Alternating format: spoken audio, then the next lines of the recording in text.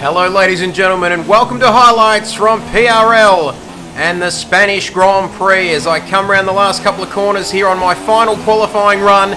Currently in P8, the Delta says I'm up on my previous time. Can I get into the top three or onto the front row of the grid? No! And the time a 1:19.3, 9/10 up on my previous best quali lap, and it just gets me into P5, but as you'll see shortly, I was only 2/10 off of pole position, and Dregler was indeed the man who ended up taking pole in the end. But have a look how close it is.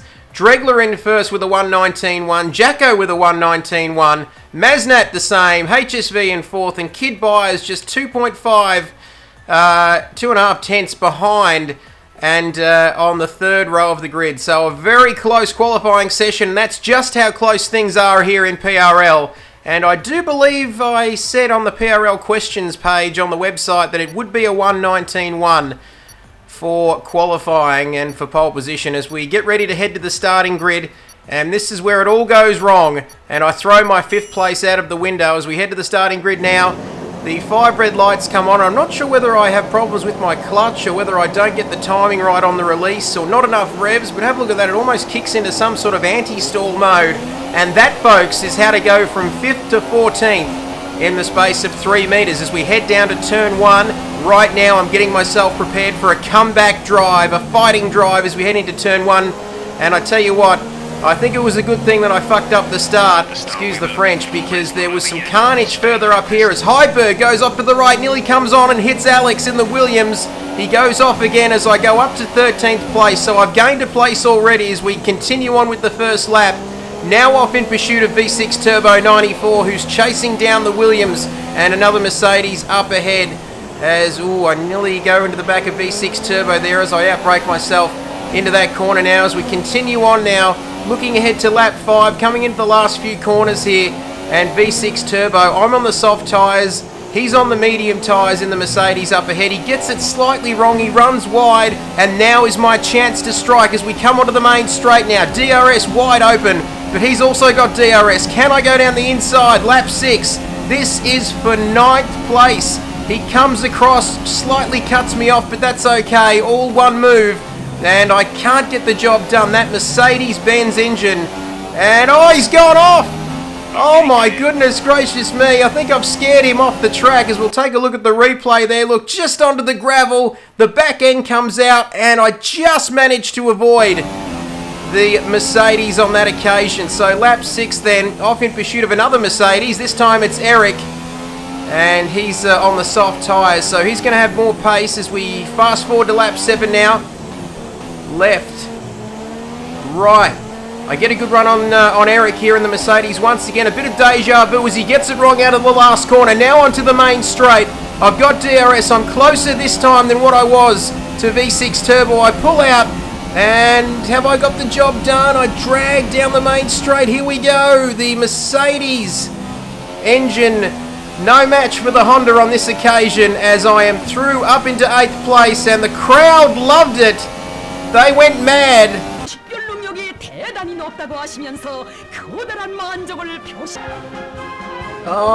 Even Kim Jong loved it. Look at that. How good is that as we fast forward to lap 8. Just champagne comedy here, folks, on the Kidbyers highlight reel. Now Danielson, who's up in 7th place, also on the soft tyres, lap 8 then. And a yellow flag out in the last sector, and that is V6 Turbo 94, and he was not ghosting either as we have a look at the replay. Look how close that was to an absolute disaster happening there. I could have smashed into the Mercedes, and a few other people were talking as well over the audio that they had trouble there with the Mercedes at the last corner, but very lucky to escape that as we head on our merry way, now up to 7th. So the comeback drive is on here. Lap 9 out of 33. Looking just for a one-stopper in this race. Looking to go from the softs to the hard tyres. I'm now in P1, so you can see the wear there. Lap 13. Time to enter the pit lane. And I think I hold up Dregler here, who's just pitted for the hard tyre. I'm in the lead. And nothing wrong with that. All is fair in love and war. That was for position, so nothing wrong with that as Dregler goes on his way. Along with Maznat, and you'll see Jacko pass me on the left anytime soon in the Sauber. So in the pits then, 60% on the left, on the front left, 66 on the rear. Here we go. So softs go off, hard tyres go on, looking to go to the end. Oh, there's a bit of a delay there. And, geez, I had problems trying to get that clutch and the timing right. I had problems on the start line, and I had problems in my pit stop as well. Now, where am I going to feed out after my pit stop? I'm in 8th place and off into pursuit of a very annoying Danielson, who was right up behind Danny in the Sauber, and he was causing all sorts of havoc. Danny was on the hard tyre, playing the same strategy as my good self, and Danielson was on the softs, and he was annoying Danny, not giving her any quarter at all. As we head into lap 18 now, Danielson still in pursuit of Danny, as you can see up ahead, the battle for 6th place.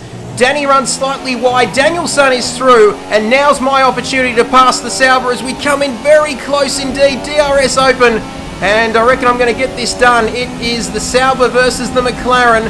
I take a look behind me, but Danny is still beside me as we head into turn 1. This is going to be so close. Last of the late breakers. Oh, just avoiding contact there. Magnificent close racing between Danny and myself.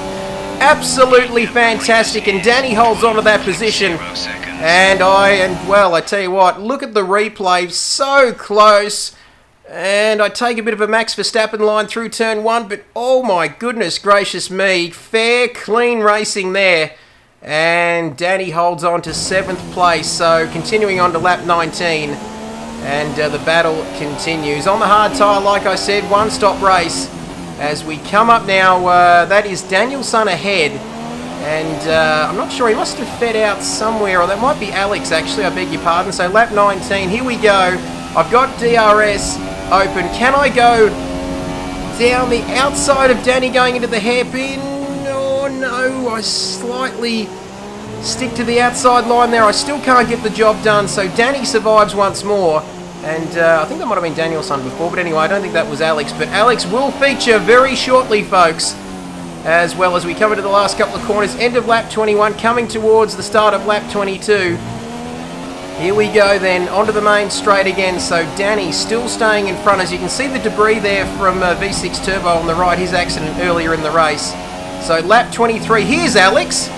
Here we go, Alex coming up to be lapped now, and Danny slightly, he's a bit laggy there, Alex. And it just sends Danny off her line enough for me to dive down the inside. And it's a race up to the next turn. I think I've got the job done. Yes, I have. So it was Alex there just straying onto the racing line. If I'm super critical, maybe he could have gone to the left, but he just can't evaporate, Crofty. And I feel a bit sorry for him, actually, as I head up into P5, now off into pursuit of HSV. But it was a close battle. I think we battled for about 8 or 9 laps, Danny and myself. But it was just that distraction from Alex there who was getting lapped. Well, that was his reaction. That's all Alex had to say, unfortunately, after that incident. But anyway, here we go. Lap 24 then. Up into P5, like I mentioned. So I started in P5, got an awful start. And now I'm currently in P5. Across into lap 26. And just when you thought that Alex had finished wreaking havoc on this PRL Spanish Grand Prix, lap 26 was a very interesting one for Alex, it has to be said, and we're just going to go to some onboard footage of Alex, and this is what happened, folks. Have a look at this. Here he comes, lap 26, plumb last out of 33, and something very strange happens, folks. Take a look. I believe I can fly. I believe I can touch the sky. Deary me, Alex Man, aka Michael Jordan, as we head to the last lap then. Across the line, Dregler's taken victory here at the Spanish Grand Prix here in PRL Season 9. And I come home in P5, back-to-back 5th positions here in PRL. I finished 5th in Russia, now 5th in Spain, as we see Wayno, I think that is, crossing the line to take 7th position. I had a penalty, but it didn't matter in the end. I was further ahead of Danny, and she took 6th position in the end after that fantastic battle. There he is, the king, the legend, the myth, the man himself, Dregler in the Williams. Look at that. And Claire Williams is excited too down there in the pit lane. Jacko in second. Maz I said he was a young man in the last race, and turns out he's older than me, I think. But anyway, look at that. So he is old enough to drink after all. There's Claire Williams. She's excited. So are the top three. Thanks very much for your company, folks. And there are the final results on your screen. Dregler winning the race. Elmer Jacko second. Maznat third. HSV fourth. Yours truly in fifth. So the top five on the grid finished in the top five, which was an absolute miracle considering what happened to me off the starting line. Danny Rocks, Wayno Danielson, Eric, Alex, the great man himself, Kimmy, Nico, and V8 in 13th. Thanks for your company, folks. Join us for the clusterfuck that will be Monaco next week.